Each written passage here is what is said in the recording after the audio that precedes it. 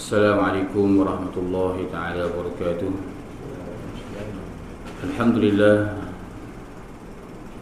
Alhamdulillah bi ni'matihi tatimmu shalihat, nahmaduhu wa nasta'dinuhu wa nastaghfiruh wa na'udzu billahi min shururi anfusina wa min sayyiati a'malina. Man yahdihillahu fala mudilla lahu wa man yudlil fala hadiya lahu. Asyhadu an la ilaha illallah wahdahu la syarika lahu wa asyhadu anna Muhammadan 'abduhu wa rasuluh. ففهمناها سليمان وكلما أتينا حكما وعلما سخرنا مع دولة الجبال سبحنا وطلقنا فاعلين يا حي يا قيوم يا رب موسى وهارون يا رب إبراهيم يا رب محمد صلى الله عليه أجمعين اللهم ارزقنا فهما وحكمة العقل وحفظ برحمتك يا أرحم الراحمين اللهم افتح علينا فتوح العارفين وارزقنا فهم النبيين والعلماء العاملين حفظ المرسلين وإمام المتقين برحمتك يا أرحم الراحمين. Alhamdulillah, syukur kita kepada Allah Subhanahu Wa Taala kerana pada pagi ini kita dipanjang lagi umur oleh Allah di dalam ibadah, dalam ketaatan. Alhamdulillah bi ni'matihi tatimmu shalihat.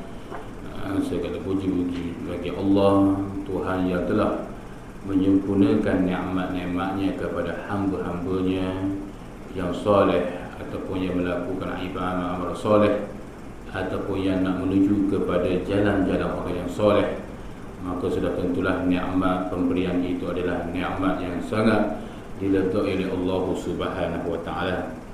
Jadi pada pagi ini kita sambung lagi kita ini qala al-muallif rahimahullahu taala tafa'na bi'ulumihi wa 'ulumina fid darain ya rabbal alamin.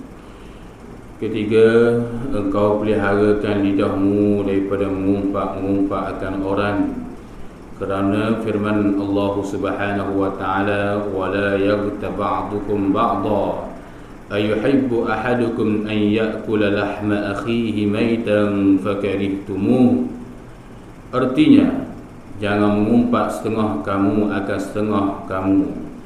Adakah suka seorang daripada kamu bahawa memakan akan daging saudaranya yang mati, maka benci kamu akan dia.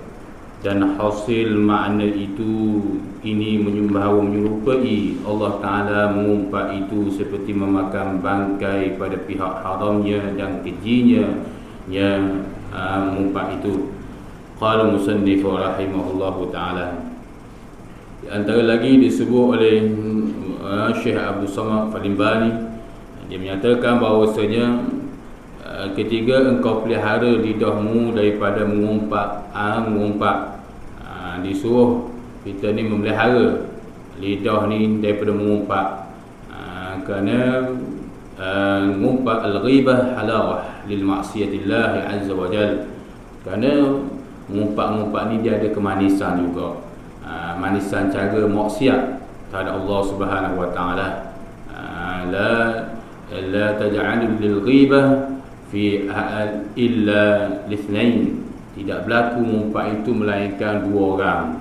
Mengumpat tak berlaku, panggil mengumpat seorang.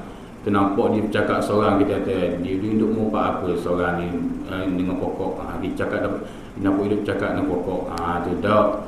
Mengumpat ni mesti dia sabit dua orang ataupun melalui telefon ke apa ke, mesti ada dua orang mengumpat. Itu. Jadi mengumpat ini itu adalah perbuatan diharam. Diharam oleh Allah Subhanahu wa taala perbuatan yang keji. Sehingga Allah Subhanahu wa taala menyatakan dalam surah Al-Hujurat, jangan mengumpat setengah kamu akan setengah yang lain. Adakah suka seorang daripada kamu bahawa makan akan daging saudara yang telah mati? Allah Subhanahu wa taala bertanya, iaitu ayuhibbu ahadukum an ya'kula lahma akhihi maitan fakarihtumuh. Allah Ta'ala menyatakan, adakah suka kamu makan daging saudara kamu yang telah mati, bukan yang hidup? Bangkai saudara kita mati, kita ambil daging, kita makan. Maka sudah tentu fakarihtumuh, maka sudah tentulah kamu benci. Maka oleh kerana kamu benci, wattaqullah, maka takutlah kamu pada Allah. Innallaha tawwabur rahim. Sambungan ayat dia, iaitu Allah menyatakan, iaitu bila kamu berasa benci suasana makan daging saudara kamu, seumpama orang yang mengumpat ini makan daging saudaranya, maka sudah tentu kamu benci. Fakarihtumuh, maka hendaklah kamu maka sudah tentu kamu benci. Maka fattaqullah, wattaqullah, maka takutlah kamu pada Allah. Sebab apa? Innallaha tawwabur rahim. Kerana Allah Subhanahu Wa Taala, sungguh Allah ni Dia Maha Taubat, Maha menerima taubat hamba-hambanya dan Maha pengasih kepada hamba-hambanya. Dan hasil makna itu bahawa menyerupai Allah Ta'ala akan mengumpat itu seperti memakan bangkai pada pihak haramnya dan kejinya. Jadi diumpama Allah Ta'ala yang membuat pada pihak haramnya, kejinya, iaitu pada pihak haram. Haram tu pada pihak haram, nisbah kejinya mengumpat begitu. Begitu juga i'tiqad. I'tiqad innal musyrikin najisun. Maksudnya orang musyrikin ni dia najis, kata Allah Subhanahu Wa Taala. Maksud najis pada pihak i'tiqad. Itu pada pihak i'tiqad. Pada nak mengharamkan i'tiqad dia tu haram, i'tiqad dia tu tidak sah, maka begitu juga mengumpat pada pihak haram perbuatan itu. Bukan orang mengumpat tu kita gistuh kata dosa, tapi pada pihak percakapan dia tu, yang keluar daripada mulut dia tu, itu perbuatan yang keji yang disebut oleh Allah Subhanahu Wa Taala. Dan sabda Nabi sallallahu alaihi wasallam, iyyakum wal ghibata fa innaha ashaddu minaz zina, fa innar rajulu qad yazni fayatubu Allah alaihi wa sahibul ghibah la yaghfirullahu lahu hatta yaghfira lahu sahibuha. Artinya, takut olehmu mengumpat itu, maka bahawa mengumpat itu terlebih sangat jahat daripada zina. Maka kerana bahawa seseorang yang laki-laki terkadang berbuat zina, maka taubat ia laki-laki, maka diampuni oleh Allah Ta'ala atasnya laki-laki. Dan orang yang mengumpat itu tiada mengampuni Allah Ta'ala baginya orang mengumpat, hingga mengampuni baginya orang mengumpat itu oleh orang yang kena umpat, disebut oleh Nabi Sallallahu Alaihi Wasallam. Jadi dalam hadis Nabi SAW ini, Nabi nyatakan takut olehmu pengumpat. Takut, yakni jauhilah kamu daripada mengumpat, kerana mengumpat itu terlebih jahat daripada zina. Lebih jahat daripada zina. Sebab apa? Kerana terkadang seorang laki-laki itu dia berbuat zina, maka dia taubat dengan Allah terus. Allah Ta'ala menerima kalau kesungguhan dia bertaubat dan tidak menceritakan perbuatan-perbuatan keji itu, ikhlas dengan Allah, maka Allah Ta'ala mengampun. Tapi orang yang mengumpat ni, dia berhubung kait dengan orang yang diumpat. Ini hadis diriwayatkan oleh Imam Ibn Abi Dunya. Tu maknanya dah kalau begitu, dosa mengumpat, dosa zina, besar dosa mengumpat lagilah. Maka ini ada perbahasan para ulama. Ulama menyatakan semua besar belaka. Zina besar, mengumpat besar.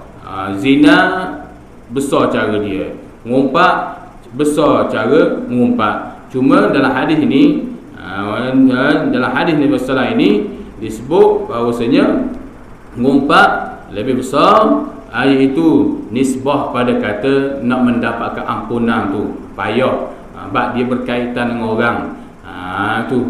Sebab semua dosa Allah Subhanahu Wa Taala boleh mengampun, melainkan dosa yang berkaitan dengan manusia, dosa yang berkaitan dengan hubungan manusia, itu Allah Ta'ala akan berurusan dengan manusia. Itu dosa kita buat jahat pada orang, kita fitnah orang, macam-macam lagi, maka itu dosa yang berkaitan dengan orang. Dia kena minta ampun dengan orang itu tersebut. Adapun dosa dengan Allah Subhanahu Wa Taala, maka dia meminta ampun. Jadi tak boleh kalulah ada golongan-golongan yang menggunakan kata tak apa mengumpat ni dia tak apa berzina, Zina ni dia bawah dia ngumpat sikit. Budak-budak ni besar ngumpat lagi. Tak boleh. Kerana zina itu pun ada sabit dengan hadis yang sahih. Hadis yang sahih menyatakan betapa kejinya orang yang berzina. Kalulah A berzina tepi dekat ni, B pun berzina dekat tu juga. Ada 4 orang, A dan pasangan dia, B dan pasangan dia zina, pakat zina. Tu bila berzina dekat-dekat, maka menjadi tanggungjawab bagi A, wajib dia kena larang kepada B. Dia kata B haram zina tu, tak boleh zina. Hal keadaan A sedang berzina, dia sedang berzina, tapi dia amar ma'ruf dan nahi munkar tu wajib lagi dia kena tegur. Tengok, itu menunjukkan di sana ada hadis-hadis Nabi SAW yang melarang. Maknanya zina juga adalah berdosa besar di sisi Allah Subhanahu wa taala. Ini cuma hadis Nabi SAW ini menunjukkan bahawasanya pada pihak nak meminta ampun itu kena minta ampun dengan orang yang diumpat itu. Saya mengumpat dia, saya nak minta ampun lagi. Dia marah saya pula, dia kata, oh begini rupanya awak mengumpat saya rupanya. Tu saya ingat awak ni baik, bagus, rupanya gini perangai awak. Dia manjang dia buat panjang, dia buat cerita. Jadi balas pula. Maka macam mana saya nak minta maaf? Maka kata ulama, cukup mengistighfar, minta ampun dan minta Allah SWT mengampun dosa dia dan perbuatan hak dia buat, hak yang kita tak suka perbuatan dia tu, kita minta Allah SWT tu beri hidayah dan supaya dia ni kembali kepada jalan Allah yang sebenar. Itu nanti di belakang ada dicerita tentang perkara-perkara boleh diumpat. Boleh diumpat, maknanya kedudukan mengumpat tu ada yang boleh, ada yang tidak boleh. Di belakang dia dicerita. Qal musannif rahimahullahu taala, dalam sabda Nabi sallallahu alaihi wasallam, maradtul lailatul usra, usriya pun boleh juga, ataupun usra usriya bihi ala qaumin yakhmishuna wujuhahum bi'adhafirihim faqultu ya Jibril alaihi salam, man haula'i? Faqala haula'i alladhina yaktabun an-nas wa yaq'un fi a'radihim. Rawahu Abu Dawud. Hadis ni keluarkan Imam Abu Dawud. Artinya, lalu aku pada malam Isra Mi'raj atas beberapa kaum yang keluar, yang menggaru akan segala muka mereka itu dengan kuku. Mereka itu kaum. Dan kataku, hei Jibril, siapa mereka itu? Maka katanya, mereka itulah orang yang mengumpat akan manusia dan menjatuhkan mereka di dalam kemaluan dan orang yang lain. Yang ini menjatuh maruah orang lain. Itu. Jadi suatu hari Nabi SAW Isra Mi'raj, dalam hadis Imam Ahmad menceritakan, Rasulullah naik Isra Mi'raj. Rasulullah melihat suatu golongan laki-laki yang mana kuku dia itu daripada besi. Kuku dia ni daripada besi. Lalu dia kekal muka dia ni, dia garu muka dia, tak cukup muka dia. Tu dalam hadis ni disebut wujuhahum, muka mereka. Bila hadis lain disebut wasuduruhum, tak cukup muka mereka, dia kekal pula dada mereka. Darahlah gambaran. Itu azab di hari kiamat kelak kepada orang-orang yang buat perbuatan yang disebut oleh Rasulullah SAW ini. Lalu Nabi SAW bertanya, man haula Jibril, man haula? Maka aku tanya, wahai Jibril, siapa mereka itu wahai Jibril? Tu siang aku tengok dia duduk kekal muka dia daripada besi, lepas tu dada mereka pula. Maka Nabi SAW menjawab, haula alladhina yaktabuna an-nas wa yaq'una fi a'radihim. Ialah orang yang mengumpat ataupun memfitnahkan manusia dan menjatuhkan mereka di dalam kemaluan, yakni menjatuhkan keaiban manusia. Yaktabun an-nas ia ni mengumpat. Dia mengumpat wa yaq'un, dan begitu juga mereka duduk, mereka bincang mengumpat orang manusia duk ke fitnah orang begini. Maka ini gambaran yang disebut oleh Rasulullah sallallahu alaihi wasallam. Kata Imam Al-Ghazali rahimahullahu ta'ala, fal ghibatu ashaddu min 30 zinah fil Islam kadzalika warada fil khair. Artinya ngumpat itu terlebih sangat jahat daripada 30 zina di dalam Islam.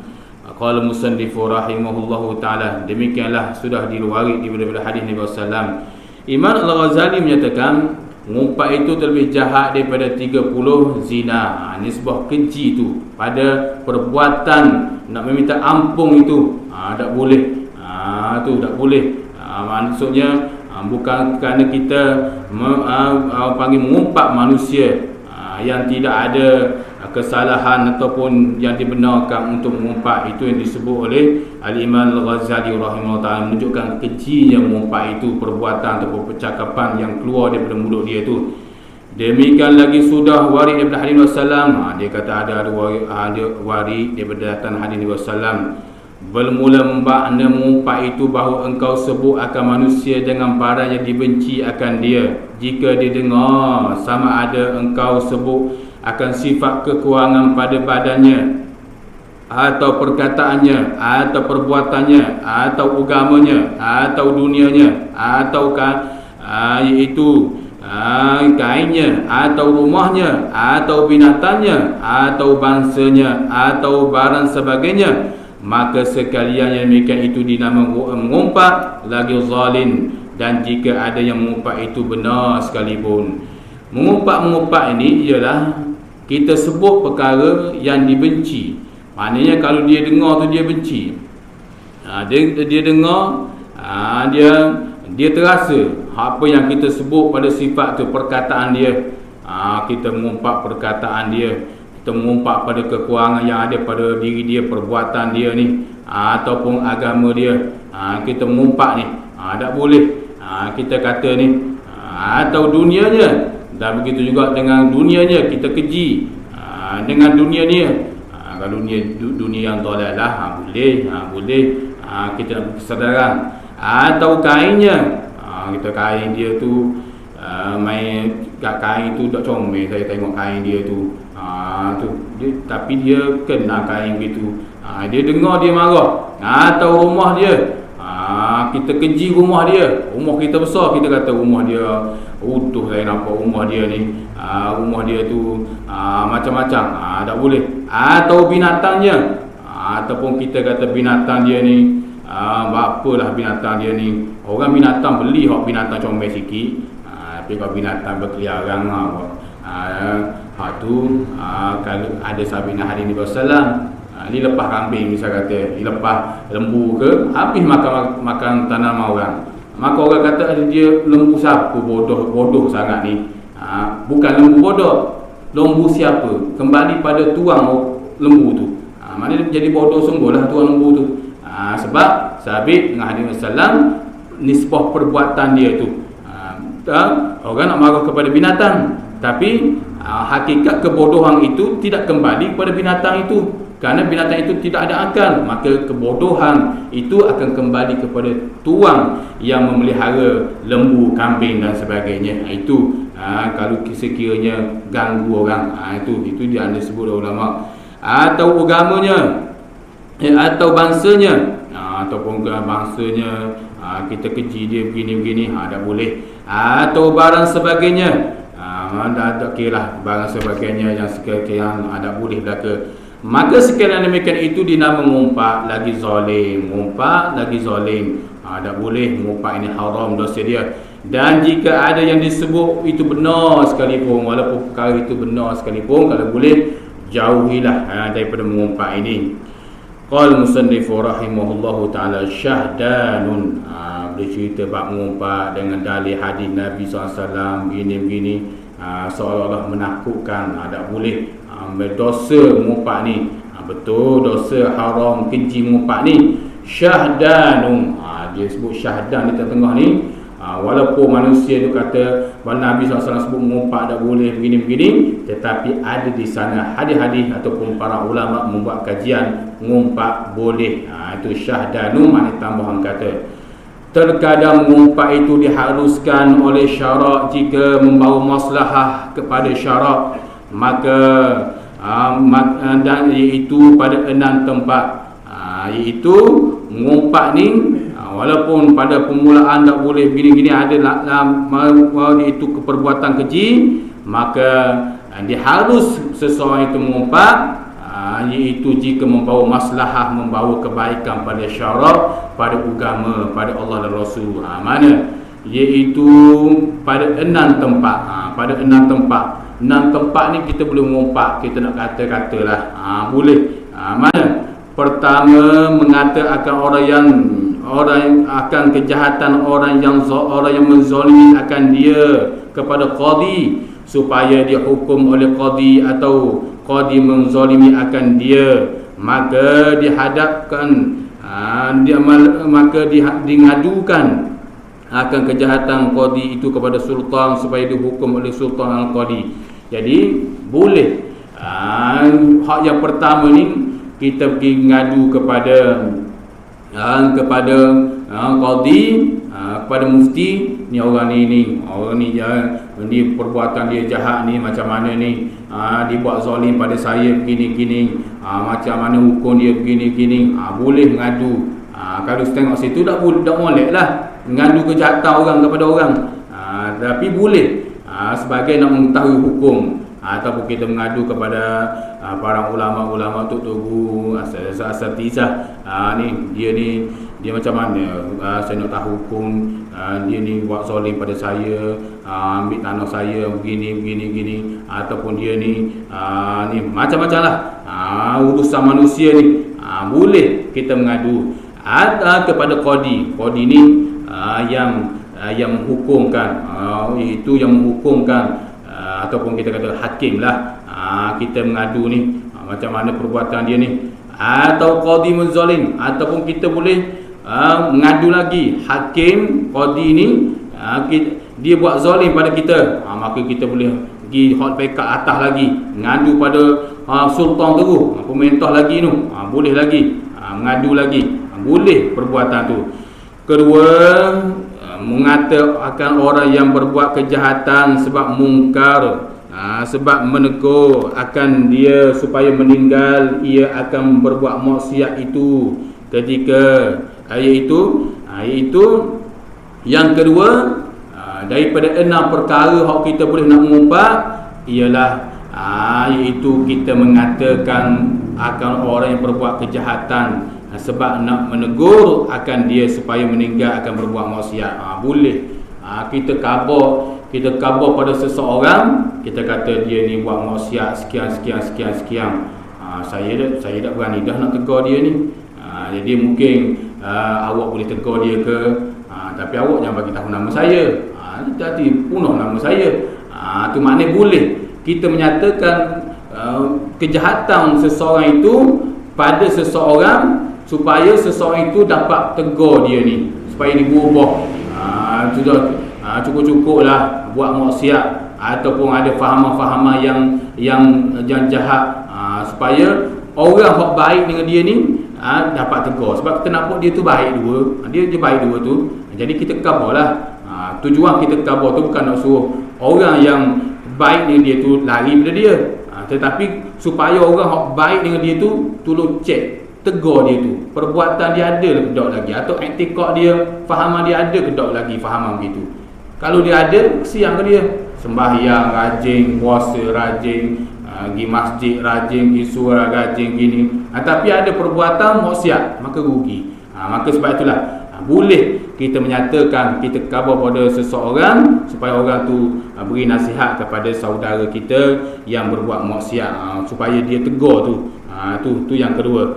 Ketiga, sebab ia meminta fatwa kepada mufti seperti kepada mufti bahawa si fulan menzalimi akan daku, apa hukumnya dan apa jalannya yang melepas daripada zalimnya si fulan ni. Kita pergi jumpa mufti, kita kata Tok Peti, kita kata iaitu dia ni zalim saya. Jadi macam mana hukum saya ni? Saya kena buat ganda sekarang ni. Dia kezaliman dia ni banyak. Kalau hak jenis duduk jiran kau dilepas kadang-kadang air macam-macam lah. Tu macam mana mufti? Hukum ni macam mana? Kita tunggu jawapan dari mufti. Kalau mufti kata kalau awak nak kalau pihak ni awak buat bahagian sambang ke apa, pekat naik ke pekat tinggi lagi, mana dak dosa kita sekarang hak kita.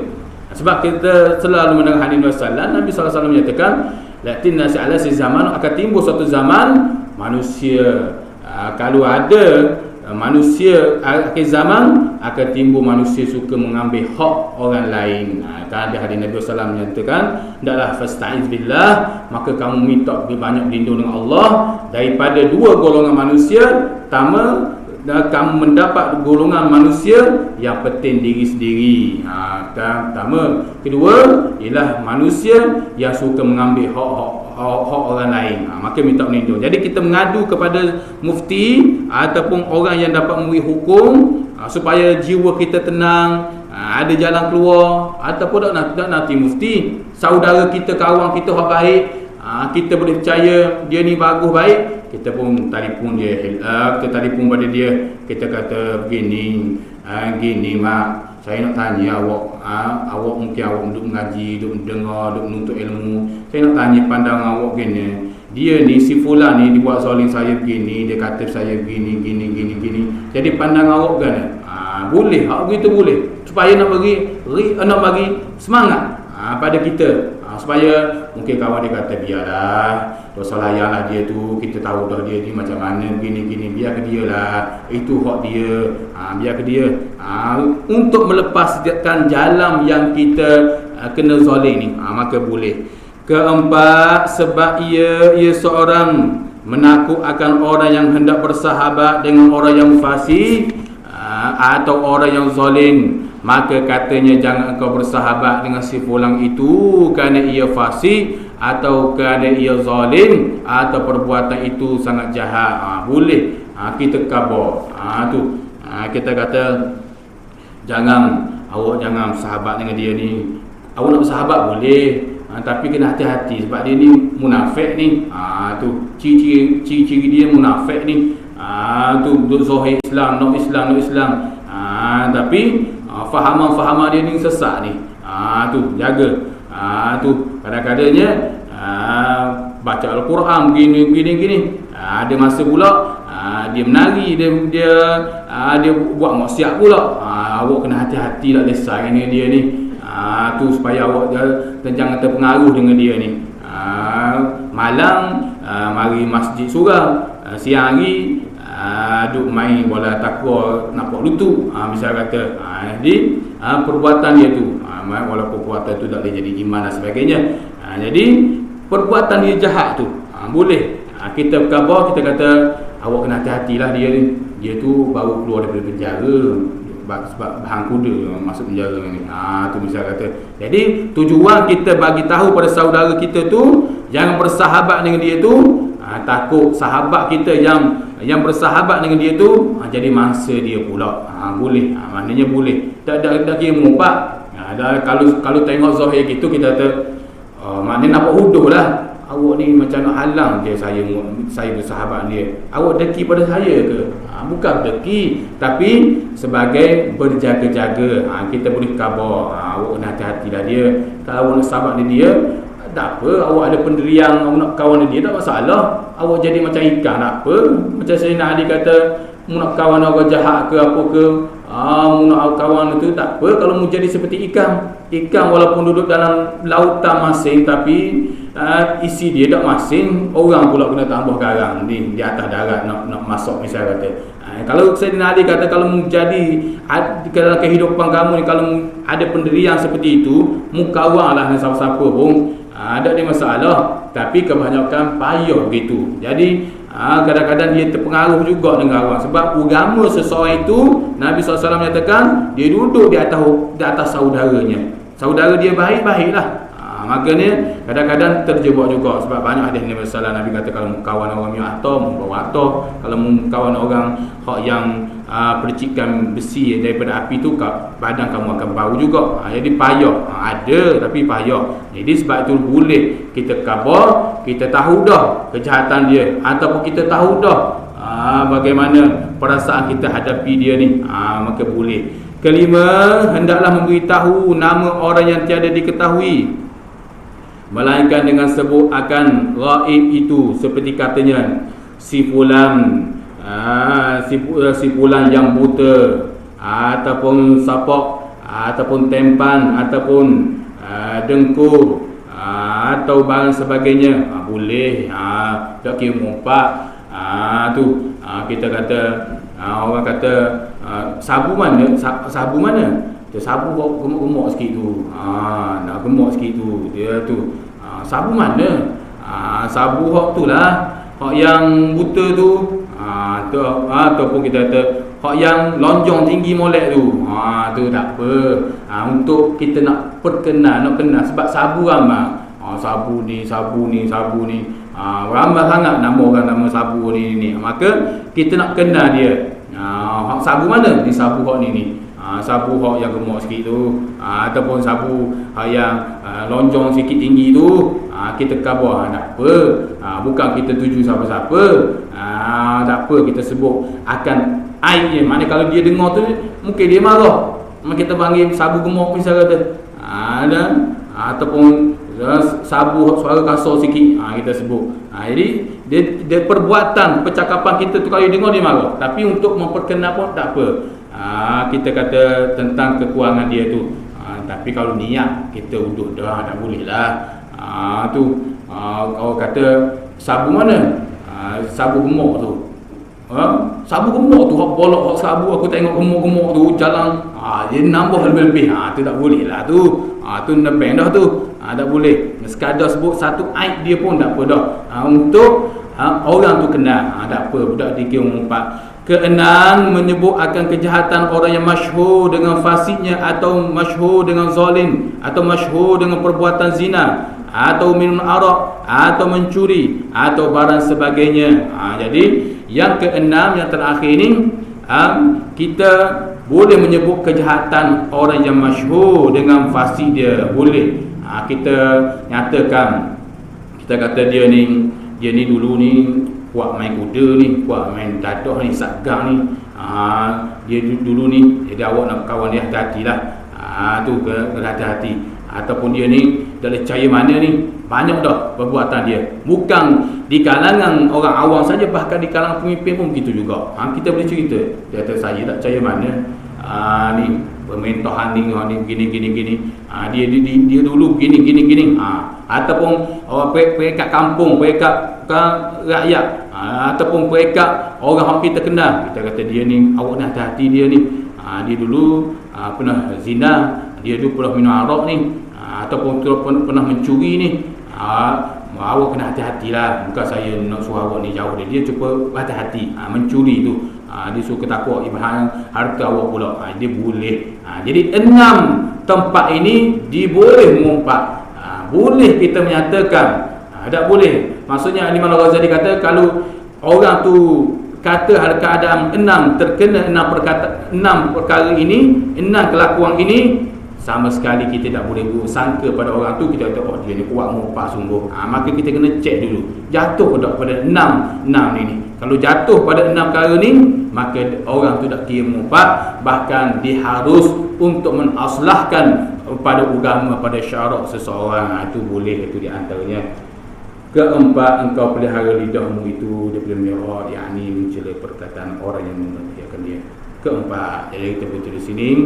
Mudah-mudahan apa yang kita dengar pada pagi ini menjadi manfaat pada kita semua. Mudah Allah SWT sentiasa merahmati kita dan memberi kesihatan kita dalam mengerjakan ibadah, dan memberi kekuatan kita dalam mengabdikan diri kepada Allah SWT. Jadi sekali ini dulu, wallahu a'lam bishawab. Alhamdulillah. Ya Rabbana lakal hamdu kama yanbaghi li jalali wajhikal aziz sultanik. Allahumma salli ala sayyidina Muhammad wa ala ali Muhammad. Allahumma aghnina bil 'ilmi wa zayyinna bil 'ilmi wa akilna bit taqwa wa ajirna bil 'afiyah. Rabbana atina fid dunya hasanah wa fil akhirati hasanah wa qina 'adzaban nar. Sallallahu ala sayyidina Muhammad wa ala alihi wa sahbihi wasallam. Walhamdulillahi rabbil alamin. Assalamualaikum warahmatullahi taala wabarakatuh.